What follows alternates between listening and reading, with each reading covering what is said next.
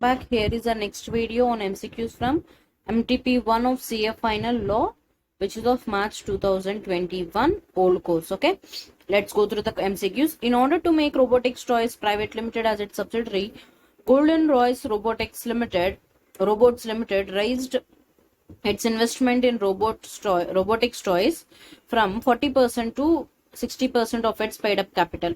From the options given below, choose the one which correctly indicates as to when the robotics toys should be considered as the undertaking of Golden Royce Robots Limited.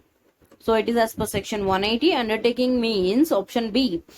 In order that robotic toys is considered to be one of its undertaking, Golden Royce is required to invest more than 20% of its net worth calculated as per the audited balance sheet of the preceding year, and the robotic toys must have contributed in generation of 20% of the total income of Golden Royce during the previous financial year. It is from section 180 of Companies Act 2013. I haven't found this particular section. It means I might have missed this particular section from your study material. If you have identified, please go through the section.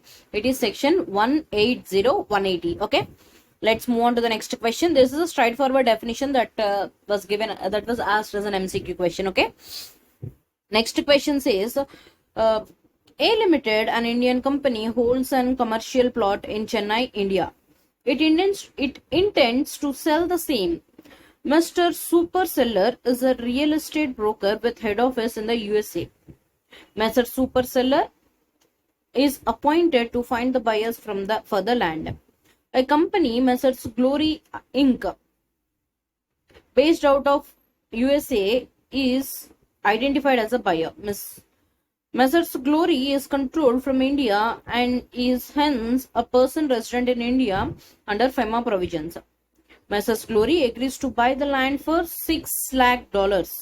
Assume $1 is equals to 70 rupees. Okay.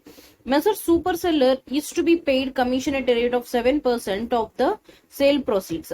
Commission is to be paid to the head office of Messrs. Superseller in USA. Decide, in light of the relevant provisions of FEMA 1999, which of the following is correct, ignoring tedious implications arising under the Income Tax Act 1961. So it is, let me take you through the provision. Okay, yes, here it goes. Go through point, second point, facilities for provisions other than individual. The following remittances by persons other than individual shall require prior approval of Reserve Bank of India. Okay, we'll go through the second subpoint. Commission per transaction to agents abroad for sale of residential plots or commercial plots in India exceeding $25,000 or 5% of the inward remittance, whichever is more. The total remittance to India is $6 lakh, 5% of which is coming to 30,000. It is saying whichever is higher, 25,000 or 30,000, whichever is higher. So we'll go with 30,000. Okay. So up to 30,000, there is no prior approval of RBI is required. But the commission here is 7%. 7% of 6 lakhs is coming to $42,000. Out of 42, up to 30,000, there is no prior approval required. But for the excess 12,000, prior approval of RBI is required. Therefore, option B is the correct option. Prior permission is not required for remittance of commission up to $30,000. For balance commission of $12,000, permission of RBI is to be sought by A Limited. Okay. We'll move on to the next question. This is 12th question is merely a calculation. 13th question says, Mr. Rommel was appointed as an insolvency resolution professional, that is IRP, during the corporate insolvency resolution process on 3rd of March 2019. He can make a public announcement latest by 6th of March 2019. That is within 3 days from the date of his appointment, right? We'll take you through the screenshot. See, public announcement. The interim resolution professional shall make the public announcement immediately after his appointment. Immediately refers to not more than 3 days from the date of appointment of IRP, right? Therefore, it is latest by 6th of March 2019 because he is appointed on 3rd. 3 plus 3, 6th of March. Okay. We'll go through the next question. Shivdev submitted his claim as an operational creditor to the liquidator of Chiranjeevi Foods Product Limited, a company under liquidation. If Shivdev wants to alter his claim, states the time period within which he can do so after its submission. It is 14 days. We'll take you through the screenshot again. See, alteration in claim. The first point, a creditor may withdraw or vary his claim under this section within 14 days of its submission. Okay. This point is from consolidation of claims. If you want, you can go through your study material. So within 14 days of its submission, he can alter. Therefore, option C is the correct option. We'll go through the next question. Suppose SEBI has constituted its board as per the requirements of Section 4 of SEBI Act 1992 with 3 whole-time members under Section 4 of the SEBI Act 1992.